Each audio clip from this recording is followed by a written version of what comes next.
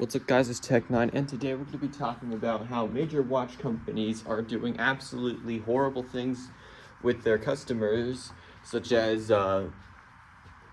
humongous wait lists that are completely unreasonable, among other things. So, to start things off, let's go back to around 2020.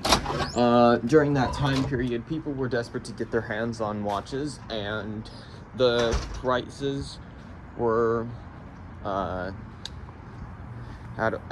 the prices for making stuff was significantly higher because there was no one to make it, and so they had to raise the prices, and that's reasonable. However, the watch businesses such as AP, Patek, Richard Mille, Vacheron Constantin, among others, they wanted to keep that high and mighty place, and so even today, it is still one of the biggest hassles in the world to buy a watch that you want from those groups. For example, I've gone to places like the AP boutique. I've gone to the Patek boutique. It is unholy. Like, they'll have maybe 5-6 watches in there, and comparing it to places like Omega, IWC, Cartier, they will have watches everywhere. Heck, even the lower grade ones like Bulgari and Fossil, they'll be better off because you can, at the very least, pick something out and take it home with you. Even if you don't have the cash on you, I've seen people say we can pay us monthly and you can take the watch home. That's definitely not the case for today's top watch groups. You will have to get on a wait list that does not exist anymore. You're not fooling anybody anymore. You're not fooling anybody anymore. LVMH or anybody who's doing this. No, you're not fooling around anymore. You have no wait list. You have nothing that's stopping you from doing this. You're producing millions of these watches. The reason that you're making these wait lists is that you want to drive up prices, drive up wait lists, make everybody so desperate for it that it just makes it kind of pointless so when you actually get it. And eventually that the watch, it's going to just fall in value because not many people are going to care anymore to buy those sorts of watches, and watches such as that are easily accessible, such as entry-level Omega Speedmasters or IWCs. Those will go up in value because people will actually want to buy those. For example, I went to this IWC store in Costa Mesa. Wonderful place. You should definitely go to the Costa Mesa Mall sometime. You might see me there. And I kid you not, I went to places like Roger Dubuis. I went to AP. I went to Rolex. It was inhuman. I asked, hey, I noticed for example, at AP, I asked, hey, I noticed that perpetual calendar out there. That's really nice. And they said, oh, you can't take that home. That's for display only. What do you mean it's for display only? I mean, if you have it in your shop, shouldn't you be able to somewhat sell it a little? Even just like if you can like make offers. That's just ridiculous. I mean, the only reason that this is actually how people can actually go into a store and walk out with a new watch from any of these groups with ridiculous wait lists are people such as Ed Sheeran, Mark Wahlberg, Travis Scott, who have developed a ridiculous relationship with their owners of the brands, and they could, in theory, walk into a AP store, Patek store, Richard Mille store. They could just grab a watch and go. That's because they have the money, they have the relationship, and it's stupid. You should not be basing everything, your whole value of your company, based on the relationship that you have with your customers. That's just stupid, and it'll eventually drive people out of your company, and they'll go to groups such as Omega, Cartier, IWC. Huge shout out to them, by the way. You guys are doing great.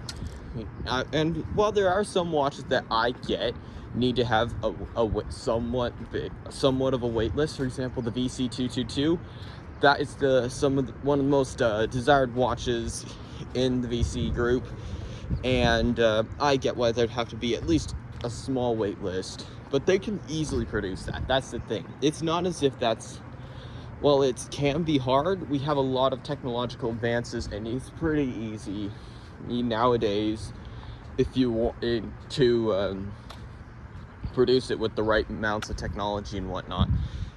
Does not qualify as, I kid you not, I heard this from the VC employees themselves, 6 years in order to actually get a hold of one of these. And they will not mess around. Like, they might up the years.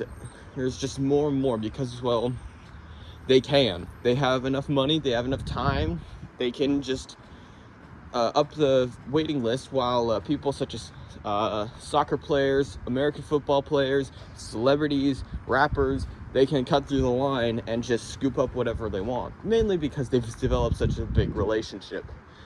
And while there's nothing wrong with making a big relationship, the rest of the people who just who don't have the sheer level of fame as these people do, they're stuck. And they're the worst, I think. The worst example of this is the Patek Philippe 5711 Tiffany Blue. Now, I love this watch. It is an absolutely gorgeous watch. And, well, I personally do have a Nautilus. It's the piano version. You may have seen that in my watch collection video.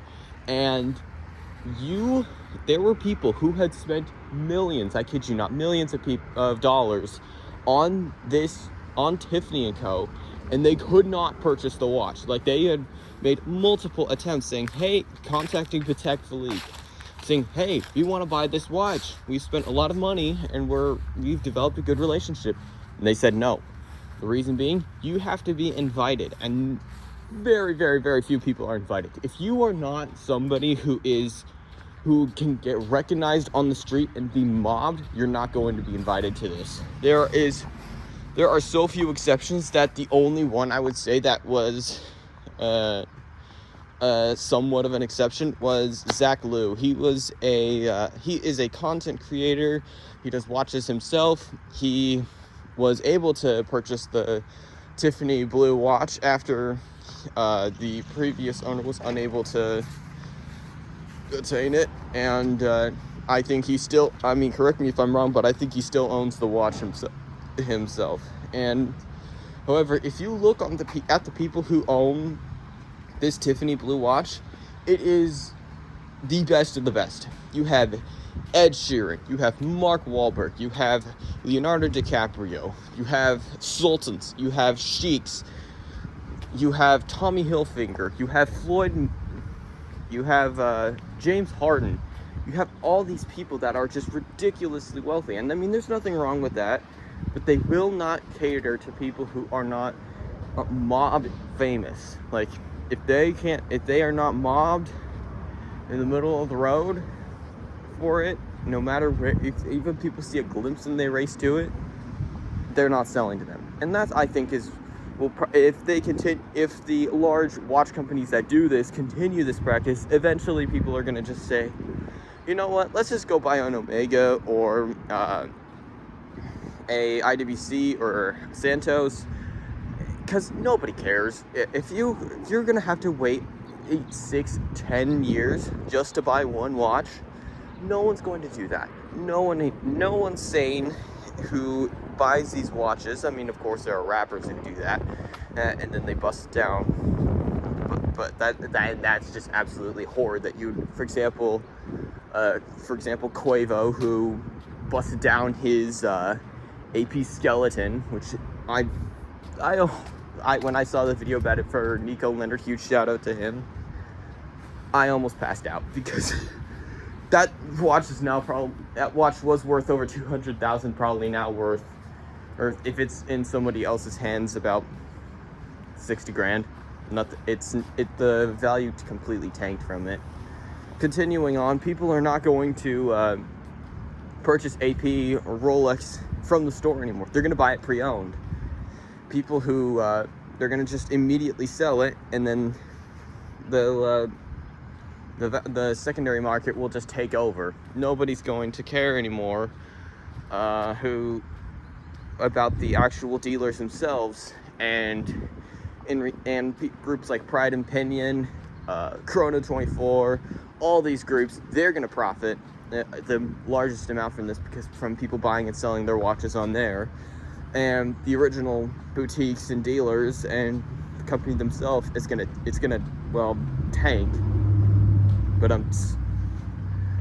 and in reality, all that needs to be done is just let people walk out with the watch they want if they can pay for it. That's all I ask. I mean, there are certain watches that no, you can't. Like for example, Jacob & Co. You can't just. I mean, I don't think they.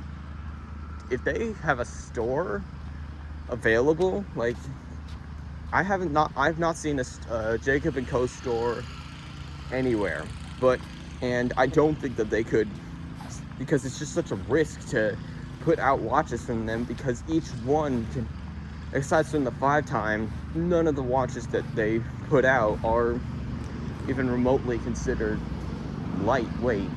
Like, for example, the Bugatti watch, you have the Astronomia, you have the Casino.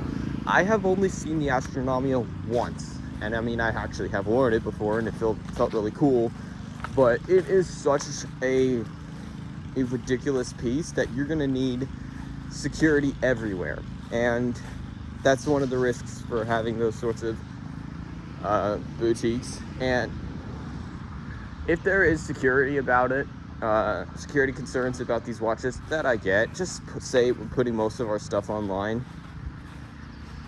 And however, they're doing this just for the fact of, yeah, we want you to buy all of our junk first, and then you can buy the watch you want, which is a terrible business choice. So in the end, I would suggest if you're wanting to buy a watch, go to pre-owned sales. You'll find something much better. Or you go to Cartier, Omega, IWC, heck, even Frank Mueller. I think some of their basic watches, like for example my Vanguard. I mean, you can find those everywhere. It's pretty easy to find. You're not gonna get much crap for that at the stores. You'll be okay. Alright guys, thank you so much for watching. I am on Instagram, I am on Twitch. I've got merch up right now. Go check out Store of Tech 9 on Etsy, and I will see you guys all in the next video. Later.